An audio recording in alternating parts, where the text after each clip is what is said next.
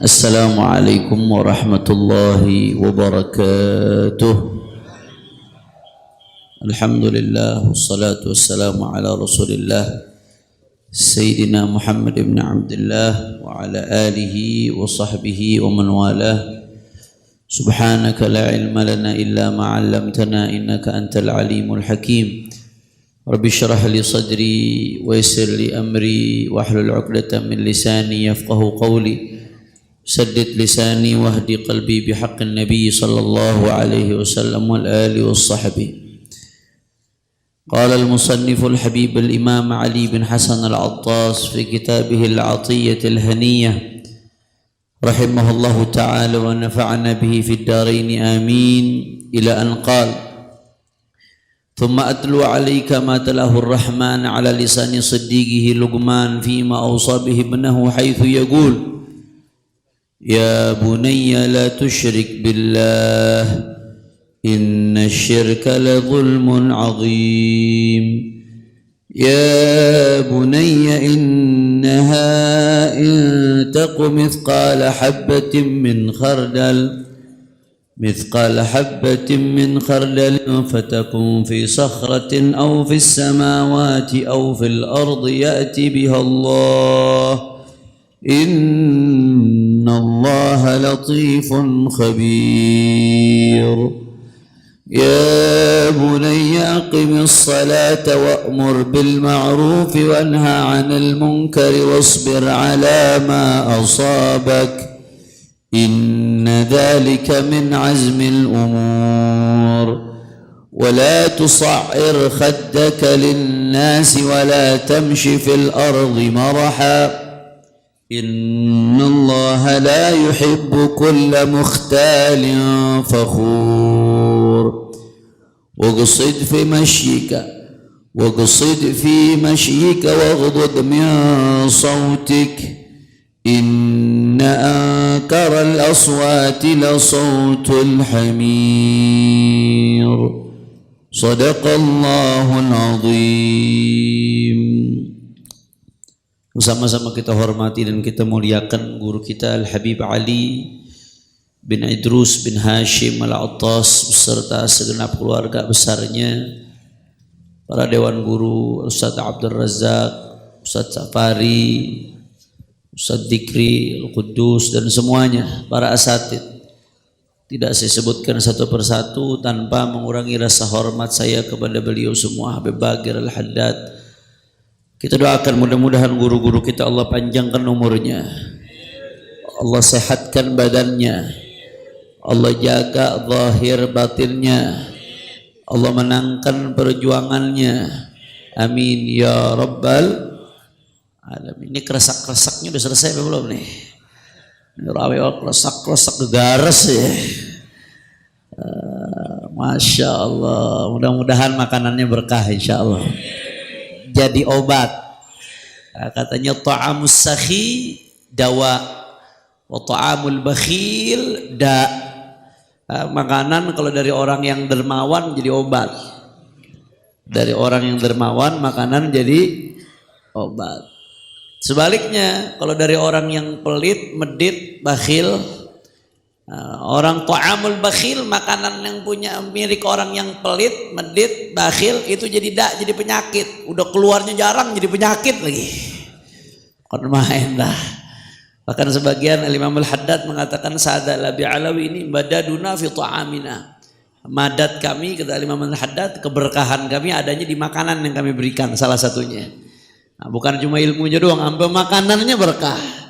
Mudah-mudahan dunia akhirat kita kumpul bersama mereka insyaallah. Amin ya rabbal. Kita melanjutkan pembahasan masuk ke wasiatnya Luqman yang diabadikan oleh Allah Ta'ala di dalam Al-Quran. Faqala ta'ala ya bunayya la tusyrik billah inna syirka la zulmun azim. Luqman ini berpesan kepada putranya. Ini kitab yang kita bahas, kitabnya Habib Ali bin Hasan Al-Attas. Beliau kitab Al-Atiyah Al-Haniyah nama kitabnya. Nah, di salah satu pembahasan yang beliau muat ini beberapa kutipan ayat wasiatnya Luqmanul Hakim. Nah, Tapi Habib Ali bin Hasan Al-Attas punya kitab lain khusus. Jadi Habib Ali bin Hasan Al-Attas punya kitab lain khusus, satu kitab ngumpulin wasiat-wasiat Luqman Al-Hakim. Judul kitabnya Mizajut Tasnim wa Afwajin Nasim bin Na'im fi Hikam Luqman Al-Hakim. Itu salah satu kitab dari kitab-kitabnya Al-Habib Ali bin Hasan Al-Attas.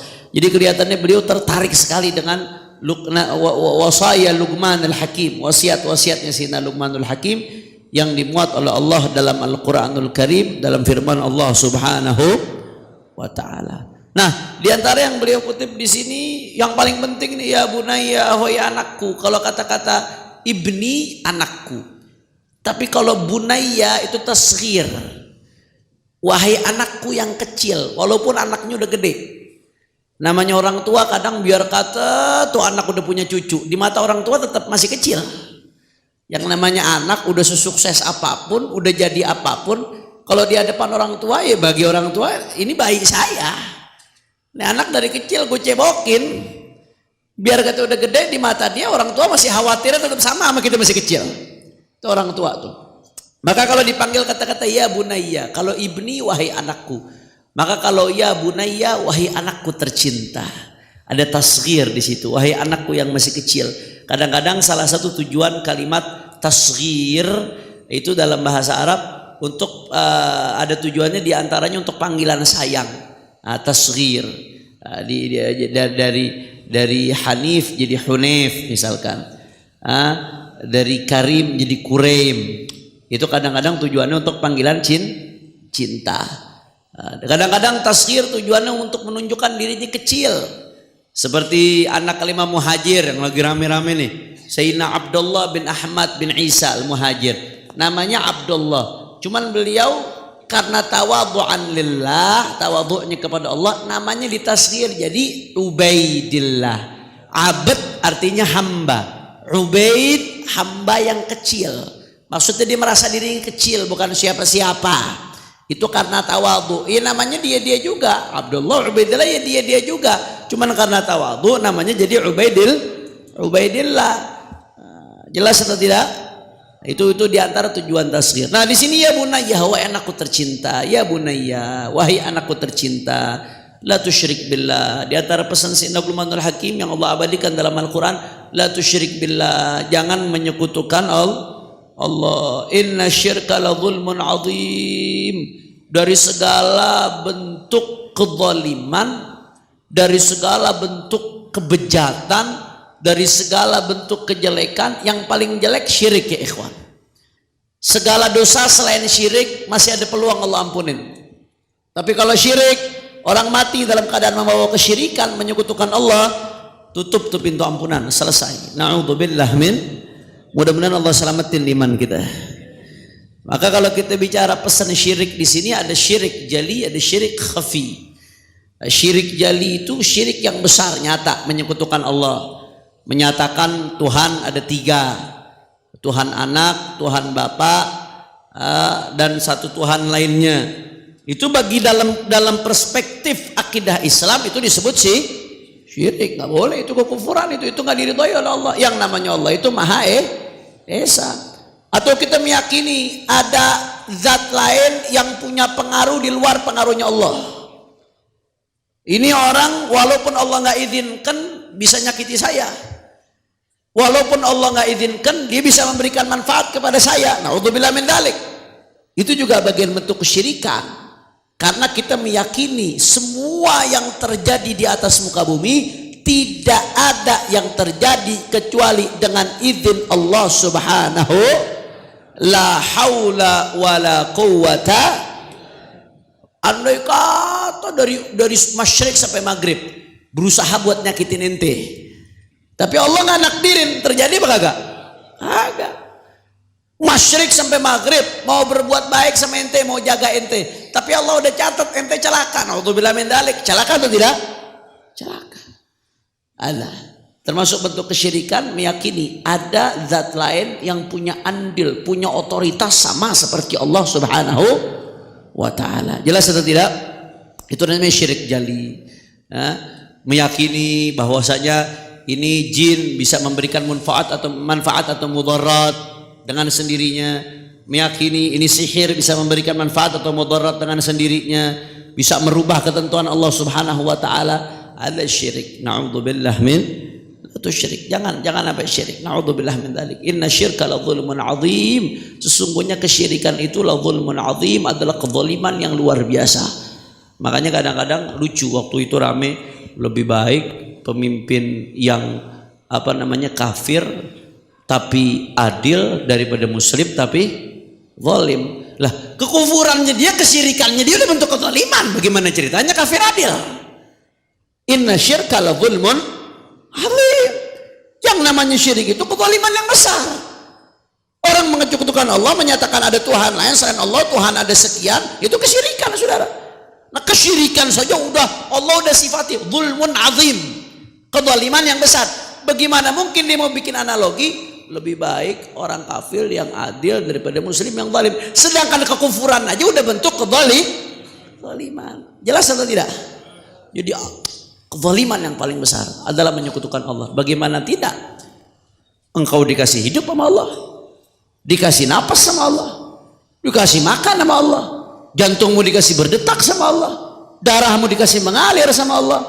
Engkau dibiarkan tumbuh oleh Allah dari cairan mani, berubah jadi segumpal darah, berubah jadi segumpal daging, kemudian berubah menjadi janin, kemudian itu janin hidup di dalam air, saudara, di dalam perut, di dalam air. Kita masuk ke dalam ruangan yang kagak ada oksigen aja ngep, saudara. Ini janin bisa hidup di dalam perut, Allah jaga selama 9 bulan.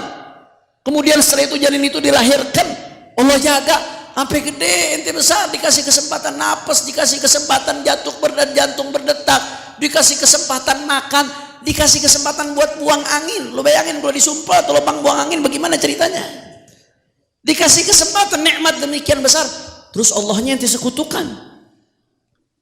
Allah ente sekutukan. Ente menganggap Allah punya sekutu, ada Tuhan selain Allah. Setelah Allah berikan engkau sedemikian besar banyak nikmat, kemudian Allah yang tersekutukan, zalim atau tidak? La zulmun azim. Inna syirka la zulmun azim. Mudah-mudahan Allah jaga iman Islam kita. Mudah-mudahan Allah jaga iman Islam keturunan kita. Amin ya rabbal. Dihidupkan kita dalam Islam, diwafatkan kita dalam keadaan tauhid, dan dibangkitkan dalam kubur bersama zumrat ahli tauhid. Amin ya rabbal. Makanya jangan bosan-bosan. Itu dzikrul jalalahnya Habib Umar bin Abdurrahman Al-Attas yang ba'da asar sama ba'da subuh diajarin tuh la ilaha illallah Muhammadur Rasulullah, la ilaha illallah Muhammadur Rasulullah, la ilaha illallah Muhammadur Rasulullah sallallahu alaihi wasallam, la ilaha illallah, la ilaha illallah 5 kali. Habis itu Allah Allah Allah Allah 25 kali. Habis itu la ilaha illallah Muhammadur Rasulullah lagi 3 kali. Itu luar biasa tuh kalau dibaca secara istiqomah, insya Allah iman Islam kita Allah jaga sampai husnul khatimah. Begitu juga Ratibul Haddad. Ratibul Haddad ya, salah satu manfaatnya itu dia. Salah satu manfaatnya, khasiatnya kata ulama disebutkan Ratibul Haddad itu buat jaga akidah kita, jaga iman Islam kita supaya hidup dalam keadaan iman Islam, wafat dalam keadaan husnul khatimah, dibangkitkan nanti di yaumil qiyamah bersama ahli iman dan Islam. Amin ya rabbal. Jangan ditinggalin tuh, jangan ditinggalin begitu-begitu. Biar iman kita dijaga. Apalagi ini zaman serem. Ini akhir zaman yang dikatakan oleh Nabi sallallahu alaihi wasallam, badiru bil a'mal fitanan ka qita'il lailil muzlim, kata Rasulullah. Segeralah beramal sebelum kalian bertemu fitnah. Kalau fitnah itu udah datang, ka qita'il lailil muzlim, seperti potongan-potongan kegelapan di malam hari. Bagaimana potongan kegelapan di malam hari?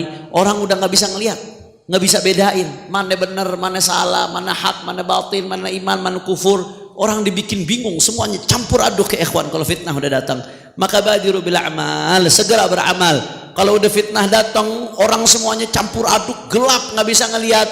Yusbihur rajulu mu'minan, paginya masih mukmin, wa yumsi kafiran, sorenya udah kafir. Yumsi mu'minan wa yusbih kafiran, sorenya mukmin, paginya kafir ya ikhwan. Na'udzubillah min dzalik. Mudah-mudahan Allah selamatkan iman kita ya Rabb sampai husnul khatimah. Apa artinya harta yang kita punya kalau meninggal tanpa bawa iman? Apa artinya? Mau ente punya dunia dan seisinya kata Imam Al-Haddad tapi meninggal gak bawa iman, Allah nggak ada artinya. Tapi kalau ente nggak punya apa-apa di dunia, hidup sederhana, tapi meninggal bawa iman Allah, ente udah punya segala-galanya. Adzal iman aghla syai', iman yang paling mahal di atas segala-galanya. Ya Arhamar Rahimin, ya Latif. Kemudian di sini beliau melanjutkan, ya bunayya, wahai anakku tercinta, innaha in takum mithqala habatin min khardal fatakun fi sakhratin aw fis samawati aw fil ard yati biha Allah innallaha latifun khabir.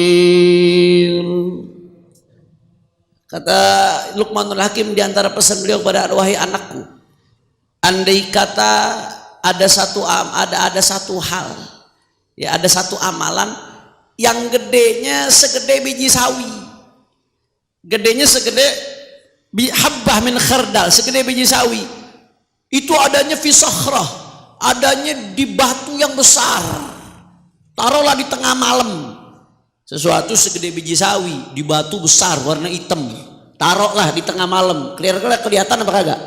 Nggak kelihatan.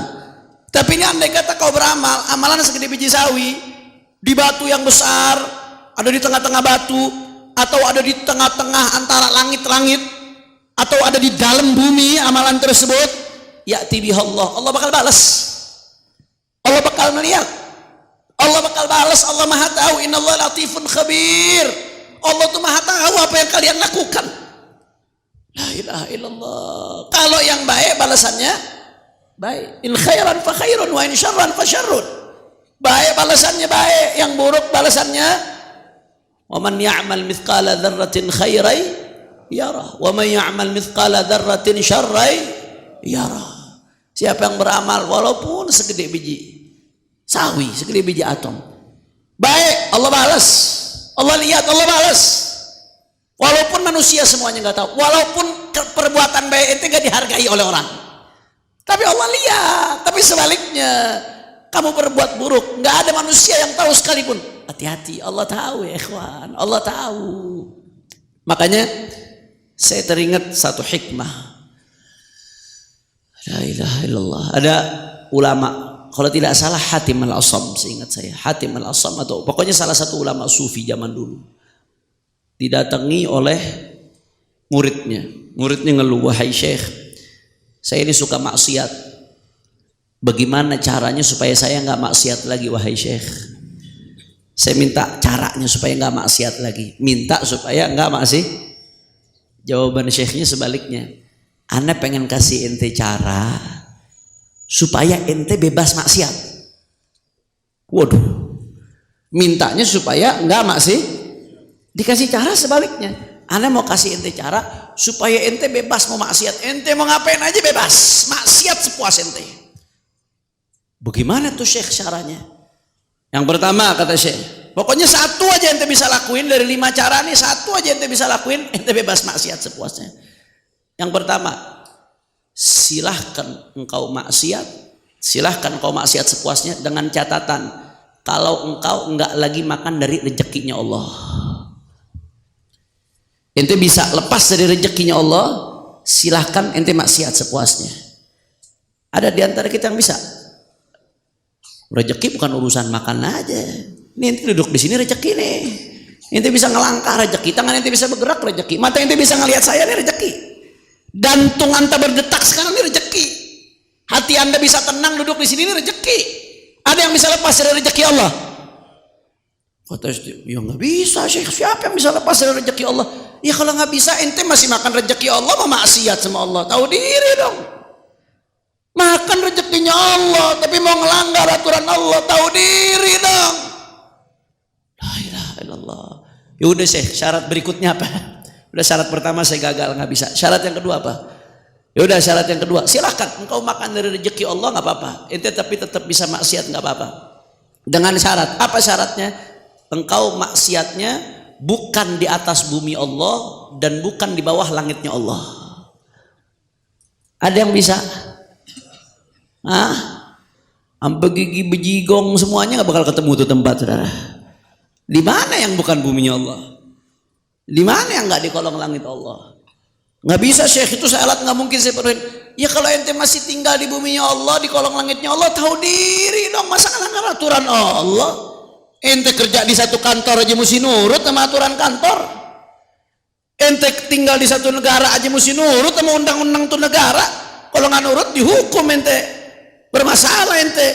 Terus ente tinggal di atas buminya Allah, di kolong langitnya Allah, nggak mau nurut sama aturan Allah, nggak tahu diri ente. Udah Syekh, syarat yang kedua anda nggak bisa, udah selesai, anda nggak mampu syarat yang kedua.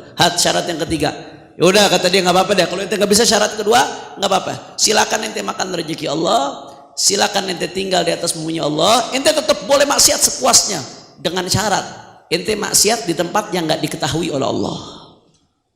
Ada? Jawab ada.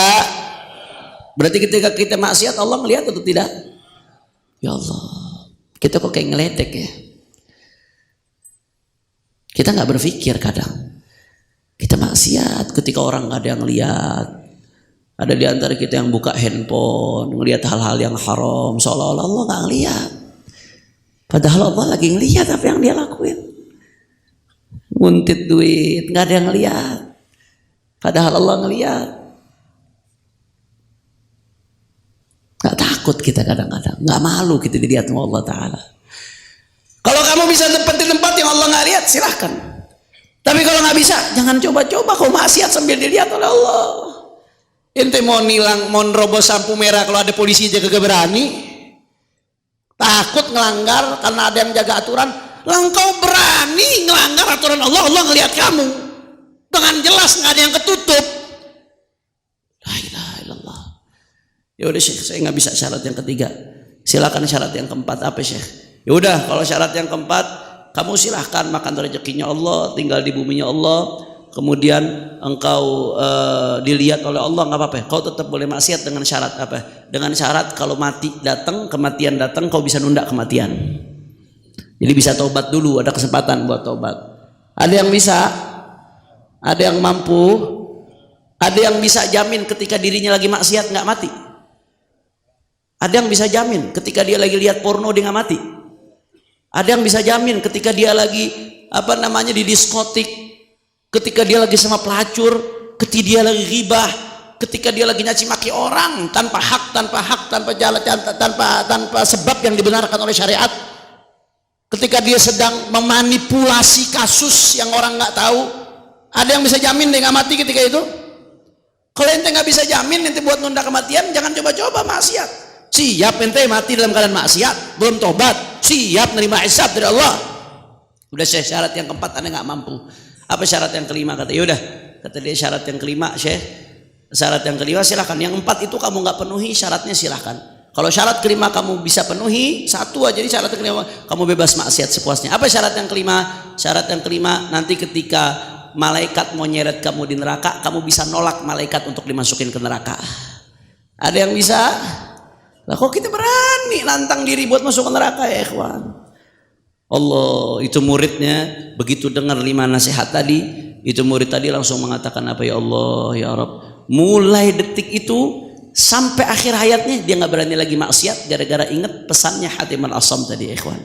Gara-gara ingat pesan yang tadi itu disampaikan salah satu ulama salaf, saya lupa apa Hatim al-Asam apa siapa, nanti bisa dicek lagi. Setelah dia ingat pesan itu, sampai akhir hayatnya dia hidup jadi orang baik, sampai akhir hayatnya dia hidup jadi orang saleh, nggak berani lagi maksiat kepada Allah Subhanahu wa ta'ala. Maka oleh karena itu ikhwan, tanamkan dalam diri kita ihsan. Apa yang namanya ihsan? Ihsan ini kunci kebaikan ya ikhwan. Anta abudallah ka'annaka tarah, fa in lam takun tarah fa innahu yara. Kamu kalau nyembah Allah, sadarilah seolah-olah engkau melihat Allah, menyaksikan kebesaran Allah, menyaksikan kekuasaan Allah, menyaksikan segala ciptaan Allah Subhanahu wa taala. Segala hal ini sumbernya dari Allah. Anta abudallah ka'annaka tara. Tanamkan dalam hatimu bahwasanya engkau menyembah Allah seolah-olah engkau melihatmu. Fa in lam takun tara, kalau kau belum bisa melihatnya, fa innahu yarak, maka sesungguhnya Allah melihatmu. Tanamkan dalam hatimu raqabah, perasaan dimanapun kapanpun kamu dilihat oleh Allah Subhanahu. Makanya tadi terkait yang Habib Ali sindir tadi ya ikhwan, soal pendidikan anak ya, ada sebagian salafun saleh itu dididik anaknya dari kecil, dibiasakan untuk ya zikir Allah syahidi, Allah nadhiri, Allah garibun minni, Allah ma'i, atau Allah garibi, Allah ma'i, Allah syahidi. Anak-anaknya nih masih kecil, walaupun anak belum ada dosa, tapi dari kecilnya anak diajarin zikir dan disuruh resepin artinya. Zikirnya apa? Allah syahidi, Allah menyaksikanku. Allah syahidi, Allah menyaksikanku. Allah nadhiri, Allah melihat kepadaku. Allah ma'i, Allah bersamaku. Allah garibun minni, Allah dekat dariku. Ditanemin tuh dari kecil, ditanemin dari kecil itu zikir. Sebagian salaf tuh ngulang-ngulang itu ya ikhwan. Sebagian salaf ditanemin dari kecil zikir itu. Kenapa? Supaya sadar, itu jangan berbuat kecuali apa yang Allah ridho, karena engkau dilihat oleh Allah, karena engkau dipandang oleh Allah. Amalmu besar kecil akan diperhitungkan oleh Allah. La ilaha illallah. Akhirnya gara-gara zikir itu ditanamkan dari kecil, apa yang terjadi ikhwan? Dia tumbuh dalam keadaan dalam hatinya ada ihsan, merasakan kehadiran Allah subhanahu. Maksudnya merasakan kehadiran, dia sadar segala gerak-geriknya diawasi oleh Allah subhanahu wa ta'ala. Maka sebagian ulama ngajarkan, ya, kalau nggak salah Habib Ahmad bin Hasan Al-Qassan, lupa udah lama nih dengar faedah ini. Itu kalau ada di antara kita yang suatu saat lagi sendiri atau bagaimana, tiba-tiba ada dorongan kuat buat maksiat. Ada dorongan kuat buat maksiat. Lagi sendiri nih, ada dorongan kuat buat maksiat. Maka bagaimana cara ngatasinnya? Nengok ke atas, bukan berarti Allah di atas ya. Bukan, tapi nengok ke atas, lihat ke langit, nengok ke atas sambil katakan Allah.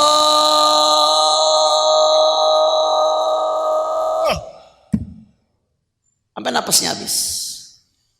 Itu kalau dibaca dengan serius, itu dorongan maksiat yang begitu kuat, insya Allah hilang seketika itu ikhwan.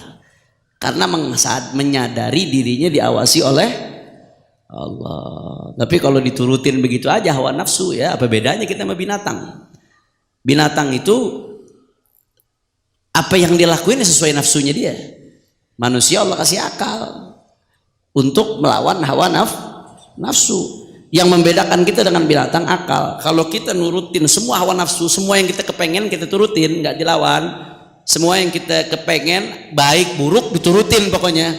Apa bedanya dengan binatang? Yang membedakan kita dengan binatang ketika kita melawan hawa nafsu. Begitu kita nurutin hawa nafsu, tunduk dengan hawa nafsu, udah di situ kita kena. Nggak ada bedanya dengan binatang. Na'udzubillah min dzalik. Kira-kira sampai sini jelas atau tidak? Faham? Awan nafsu katifli in tuhmilhu syabba ala hubbir radha'i wa in taftimhu yanfatimi. Kata Imam Al-Busiri, nafsu itu seperti anak kecil. Anak kecil yang nyusu. Anak kecil kalau udah nyusu umur 2 tahun mesti disapih. Tapi begitu disapih nangis, dia berontak. Nangis awal disapih, wah gerung-gerung. Nggak mau tahu, pokoknya mau nyusu. Mau nyusu sama ibunya nggak mau tahu. Kalau didiemin, diturutin, sampai gede nyusu terus tuh. Sampai gede masih nyusu sama ibunya. Tapi kalau dilawanin 1, 2, 3 hari, 4 hari nangis, 2-3 minggu paling lama mentok, habis itu selesai. Nafsu tuh begitu. Kata Imam Busiri, hawa nafsu tuh seperti anak bayi. Kalau diturutin ya begini ngulur terus sudah. Ente tenggelam dalam hina dinanya hawa nafsu kalau diturutin terus. Ngalir aja tenggelam. Habib susah Habib, saya ninggalin Habib. Habib, ya memang susah, namanya juga ngelawan hawa nafsu. Namanya juga jalan mau ke surga, susah. Nggak enak emang, namanya juga ngelawan hawa nafsu. Ya tapi seperti itu kayak anak bayi. Awalnya sakit, tapi lama-lama begitu dipaksa untuk lepas, insya Allah kita bisa meninggalkan dan merasakan nikmatnya ibadah kepada Allah subhanahu. Nah, ini saja yang saya sampaikan pada kesempatan kali ini. Karena udah mau maghrib, ya, mudah-mudahan yang sedikit ini bisa bermanfaat. Mohon maaf kalau ada salah-salah kata, mohon maaf kalau ada yang kurang berkenan. Hadani Allah wa iyyakum ila siratil mustaqim. Terakhir saya minta doa, minta barokah Fatihah. Ya, istri saya lagi mau nunggu lahiran nih, lagi tinggal nunggu mulesnya doang. Doain biar Allah kasih lancar insyaallah. Ini anak yang ketiga. Doain biar Allah kasih lancar, sehat walafiat ibu dan bayinya, dimudahkan proses persalinannya, dijadikan anaknya anak salehah, dan mudah-mudahan semua anak-anak kita jadi anak-anak saleh salehah. Yang belum punya keturunan Allah kasih keturunan segera insyaallah. Yang belum nikah Allah kasih jodoh yang baik insyaallah. Semua hajat-hajat kita dikabul oleh Allah. Ala hadhil niyah wa likulli niyah salihah bisirril Fatihah. A'udzu billahi minasyaitonir rajim. Bismillahirrahmanirrahim. Alhamdulillah rabbil alamin arrahmanir rahim maliki yaumiddin. Iyyaka na'budu wa iyyaka nasta'in ihdinas siratal mustaqim. Siratal ladzina an'amta 'alaihim ghairil maghdubi 'alaihim waladdallin. Amin. Nah.